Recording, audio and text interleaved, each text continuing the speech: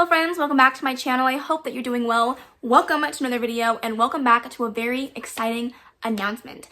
As you guys know, every season we host a SeasonAthon. We being Mel from Completely Melanie and Clint from Reads Readers. We come together every season and we do our SeasonAthon. This time it is time for summertime reads. You guys, I am so pumped, so excited for this round of the readathon. It's going to be so much fun and we have so many fun and amazing prompts for you guys. It's just going to be a blast. So let's go over the readathon, what's going on, the dates, the times for live shows and everything like that, and then we'll get into the prompts and some recommendations. So this time is going to be a month-long readathon. So from July 1st to July 31st, we have 12 prompts for you guys to complete in that 31-day span. Per usual, as we say in every readathon, you can double up, triple up on any of the prompts. You do not have to read 12 books in the full month. You can totally, if you want to read one book for every prompt, you can totally do that as well. But this is completely up to you. There are no hard and fast rules. Any of the prompts, you can make them work however you want them to work as long as they somewhat fit into the prompt. We're not here to referee you guys and be your managers. We just want you guys to have fun, to be able to read what you want to read, and to enjoy the time right along with us. So like I said, it will be a month-long readathon from the 1st to the 31st. We have 12 prompts. We will have some extra fun live show information for you guys, so stay tuned to the end to hear a very exciting announcement. This is the first time we've ever done this for a SeasonAthon readathon, and you guys will want to know the information. So stay tuned to the end to talk about one of the most exciting things I'm so pumped to share with you guys. And without further ado, let's go ahead and get into it. And of course, without saying, all of the information that you need to know about this readathon will be in the description box below. If I forget anything or I want to add anything that I didn't mention in the video, feel free to check in the description box if you're confused about anything. But let's get into our first prompt. Our first prompt is continued pride. Obviously, June is Pride Month, and we're just missing this readathon by a month, but we want to continue to share the love for our beautiful, wonderful Pride community and just continue to read some LGBTQI+ books. Now, obviously, there are so many books that you guys can choose from. You don't have to just choose from the ones I'm showing you. I'm just giving you recommendations on books if you were stuck, and that goes for every recommendation here today. Don't feel like you're stuck into these 4 that I show you. Plenty of options. But I do have a couple of different things to share with you guys. So first, we'll start off with a LGBTQI+ fantasy. We have A Dark and Hollow Star by Ashley Shuttleworth. I completely forgot her name. But this is an LGBTQI+ dark fantasy set in Toronto with an underground fantasy world. It sounds so amazing. I have yet to read it yet. It is on my June TBR, so I'm really hoping to get around to it ASAP. But I'm so excited for this one, and I'm really hoping that it'll be amazing. Then if you want sci-fi, you can do Crier's War by Nina Varela. This is a female-female sapphic romance, sci-fi with automatons and some fun stuff, so options here. And then of course I have to give you guys some recommendations on books that I have read. So we have Simon vs. the Homo Sapiens Agenda, a classic LGBTQI+ book. If you haven't already read it, you need to. And if you want to take it a little bit easier this month, you can definitely pick up a graphic novel. Saga Volume 1 has LGBTQI+ themes, so lots of options here. Here's my recommendations. Okay, prompt number 2 is Summer Job, and that is to read a book over 400 pages. So not necessarily a big book, which I would consider 500 pages, but definitely bigger than most contemporary, some fantasy here and there, but a book over 400 pages. So here are my recommendations. You could definitely read The Invisible Life of Addie LaRue by V.E. Schwab. This is a little bit over 400 pages. You could do a full-on YA fantasy with Children of Blood and Bone by Tomi Adeyemi. Fantastic book with some really awesome themes. Say you're not in the mood for fantasy, you could definitely pick up a chunky romance. You can do After by Anna Todd. I haven't read it, can't say I recommend it, but it's an option for you. And say that you want something totally different, you could do a historical fiction with The Lovely War by Julie Berry. This is, I believe, Aphrodite's love story retold, and it just sounds like it's going to be amazing, so this is another option for you. Okay, prompt number 3 is Lazy Day at the Beach, and that is to read a beach read. Now, obviously, we like to give you guys some prompts that are totally up to your interpretation. You can choose whatever you want. So these recommendations might not be for you, but they are some recommendations that I think would be fun to read on the beach during the summertime. So take that as you will. First up, we have The Poet X by Elizabeth Acevedo, a fantastic book written in verse, an easy book to get through and fly through while you're sitting on the beach, sticking your feet in the sand. Say that you want a fast-paced thriller. You could do 5 Total Strangers. This is a YA thriller, but I've heard really good things about it. You could do a contemporary coming-of-age story with Homegoing by Ya Gassi, which I've heard good things about and need to get to it ASAP. And then, of course, I would be failing you if I didn't mention Beach Read by Emily Henry. Duh, it's a beach read called Beach Read. Fantastic romance book, definitely recommend it. Okay, prompt number 4 is get a tan, read a book that's going to make you hot. As you guys know, I am a huge fan of the smutty reads, so I definitely have some of that here, but also we have a little twist on this that Mel actually mentioned that I thought was a good thing to include in case you want to read something different and you don't like smutty adult romances. So you could do, again, a smutty adult romance with Sin With Me by Jackie Ashenden. That cover just screams smut. It just is what it is. You could do a fantasy romance with a little bit of smut. You could do From Blood and Ash by Jennifer L. Armentrout. Very talked about, very buzzed about right now. So that's definitely an option. Right along the same themes of a smutty romance, you could do Get a Life with Chloe Brown. This is a very sweet, adorable romance, but it does have some smutty, steamy scenes, so definitely counts. And say that you are afraid of the smut and you just want to read something that's going to make you blush a little bit. Doesn't have a huge amount of smut. It's more like Fade to Black. That's totally an option as well. Please read into this how you will. But another option is to read a book that is going to get you hot, as in mad. Something that's going to get you questioning the characters and what's going on. And for that, I chose A Spark of Light by Jodi Picoult.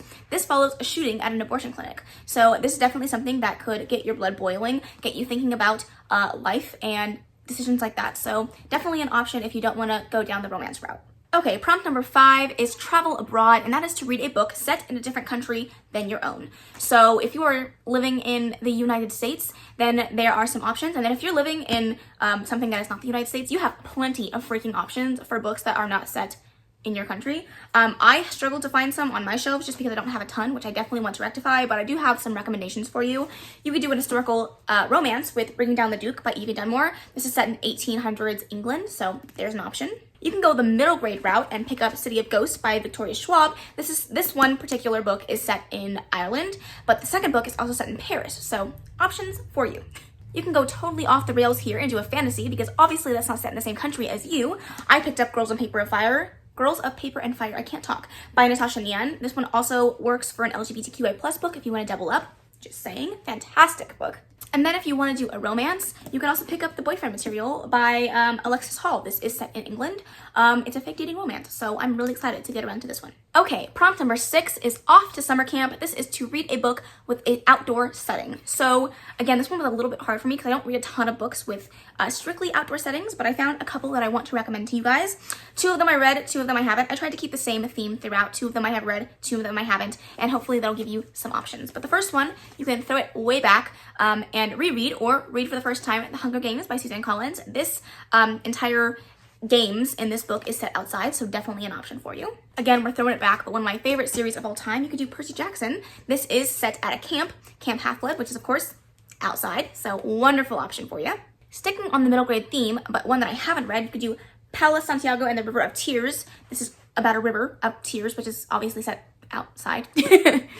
Or you could do something like The Geography of Lost Things by Jessica Brody. Obviously, with the cover itself, it looks like it's an outdoor setting, but this is about a road trip, which has to do a lot with nature and the outdoors. Okay, prompt number 7 is Backyard Barbecue, and that is to read a book with food on the cover. Now, this one, again, was a little bit hard for me to find recommendations because I haven't read a ton of books that weren't like your classic Twilight, Midnight Sun, you know, options for food on the cover. So I was trying to branch out and show a little bit different stuff. So the first one I have that I haven't read yet is A Cuban Girl's Guide to Tea and Tomorrow by Laura Taylor Namey. And as you can see, there's a little bit of a sandwich or something like that on the cover there. So anything small like that totally works. Another book that I'm excited about is Sharon Draper's Blended. As you can see, she's holding an ice cream cone with some melted ice cream down at the bottom there. Actually, all of the books in this category I have not read because I couldn't find any ones that I had read. I was struggling. Anyways, we have Midnight at the Blackbird Cafe. This obviously has some berries on the front. And then sticking with the berry fruit theme, we have The Vine Witch by Luann G. Smith. And as you can see, there's some more berries right there. So whatever you find that works, works. I have a very precarious stack of books going on, so I'm going to try to speed this up. Number 8 is Summertime Sunsets, and that is to read a book with red, orange, or yellow on the cover. And that could have all 3 of those colors or just one. So again, leaving that up to your interpretation. The first one I have here is a romance. You could do Head Over Heels by Hannah Ornstein. Again, this has like an orangey, yellowy color, so definitely an option. If you're more in the mood for a speculative, interesting, contemporary book, you can do More Than This by Patrick Ness. Obviously, there's yellow here and on the spine, so there's an option for you. If you want to tackle a big chunky fantasy, you would definitely pick up Priory of the Orange Tree by Samantha Shannon. Obviously, orange all the way around and a fantastic looking book I cannot wait to read. And honestly, it would be amiss if I didn't at least recommend this one time in this video. You could of course read A House of Earth and Blood by Sarah J Maas. It is obviously read and, as you guys know, my favorite book of all time.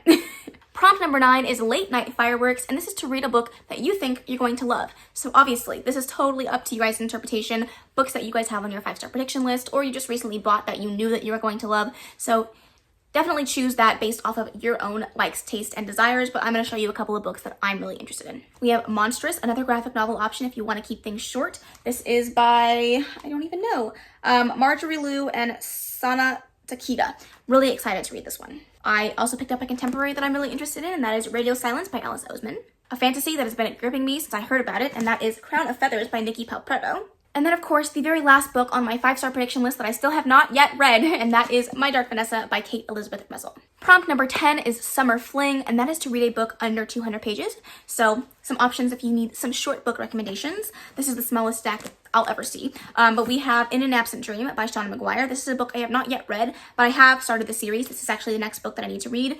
This is a fantastic fantasy series with LGBTQI+ themes in it as well. Definitely a good option. If you just want to read something cute and wholesome, you could pick up The Boy, the Mole, the Fox, and the Horse by Charlie Mackey. I've heard nothing but good things about this, and I really need to read this one. If you want to go for something like poetry, which is definitely an option, you can pick up Poems for the End of the World by Katie Wismer.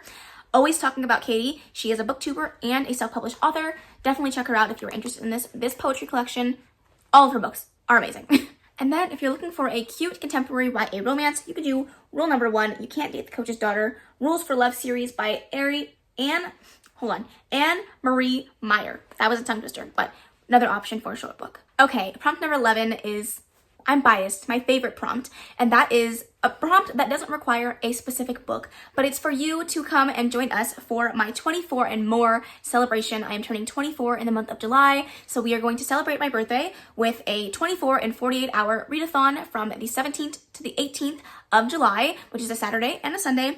So you have 48 hours to do 24 hours worth of reading. We're just going to hang out, chat. We're going to have live shows on all 3 of our channels so that we can just have a good time, hang out with each other, and talk about books and laugh and have a fun, amazing time to celebrate 24 years of life on this planet for yours truly. If you would like to choose a book for that 24 and 48 hour readathon that is separate from your TBR, you can totally do that. Or you can work on some books that you're already working on for the prompts. It's totally up to you. Do what you want, whatever makes you happy. Okay, so for prompt number 12, we have End of Summer Beach Bonfire. And as you guys know, it is our usual prompt that we have at the end of all of our readathons, and that is to read the group book or read a buddy read. So just in case you don't want to read the group book, you are more than welcome to fulfill that prompt by buddy reading a book, either with a friend or with us if you reach out and would like to buddy read with us. That is also an option as well. But just in case you don't want to read the group book, there's definitely an option to fulfill this prompt. However, I will say this is the most exciting group book prompt that we've had in a long time, because we are so excited to announce that we don't just have one group book, we have 2, with 2 special guest authors that are going to join us for live shows. I am so pumped for it.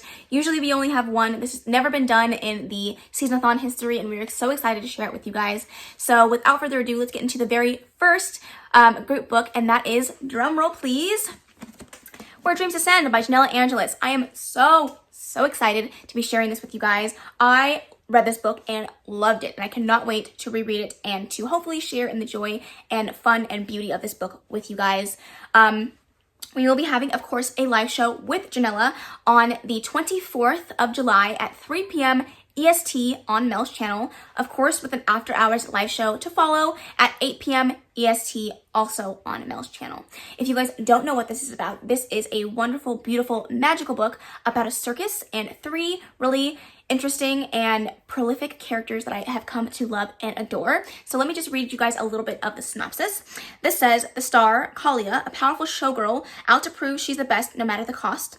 The master, Jack, the enigmatic keeper of the club and more than one lie told. And the magician, DeMarco, the brooding judge haunted by the past he can no longer hide. It is a fantastic, wonderful book about a magical competition, but the people that join into this competition have a hard time getting out. Once you start, there's no getting out, and different and crazy and scary things are happening to the contestants, and people are trying to figure out what exactly is going on and what is hiding behind the shadows. It is so good, so beautiful. The writing is absolutely amazing. The characters, oh my gosh, is beautiful, and the magic system is so freaking cool. So definitely something that you guys have to read.